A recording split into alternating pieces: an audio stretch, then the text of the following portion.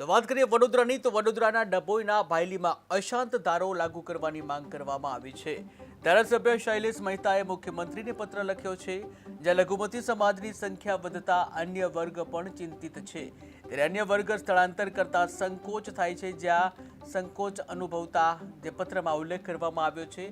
આવાસ યોજના અંતર્ગત લઘુમતી સમાજને મકાન અપાયા છે, ત્યારે અન્ય સમાજના લોકો જે સરકારી આવાસનો લાભ નથી લેતા, ત્યારે ભાયલી વિસ્તારમાં અશાંત ધારો લાગુ કરવાની ભલામણ કરવામાં આવી છે।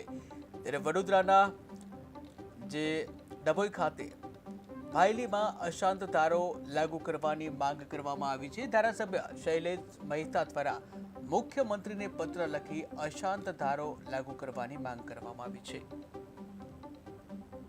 રોજ મુખ્યમંત્રી સાથે બેઠક હતી। એ બેઠકમાં કેટલીક રજૂઆતો કરવાની સાથે મેં એક લેખિતમાં રજૂઆત કરી છે કે ભાયલી વિસ્તારને અશાંત ધારામાં લેવો જોઈએ, કારણ કે 22ની ચૂંટણી વખતે પણ લોકોની આ લાગણીને માંગણી રહી હતી। ભાયલી વિસ્તાર ખૂબ જ ઝડપે આગળ વધી રહ્યો છે અને ખૂબ જ વિકસિત વિસ્તાર તરીકે આજે વડોદરા શહેરમાં ભાયલીનું નામ છે।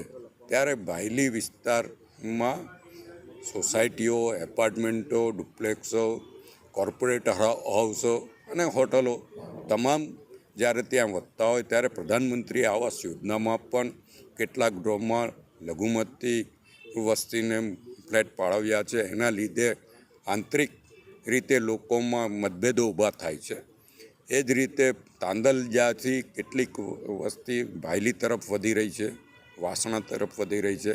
આના લીધે પણ લોકોમાં એક દહેશતનું વાતાવરણ છે અને લોકોની જે લાગણીને માંગણી હતી એને મેં વાચા આપી છે અને લોકોની લાગણીને માંગણી મુખ્યમંત્રી સુધી પહોંચાડી છે। આનો જે પ્રોસિજર છે એ પ્રોસિજર કરીને ત્યાં અશાંત ધારો લાગે એવા પ્રયત્નો સરકારમાંથી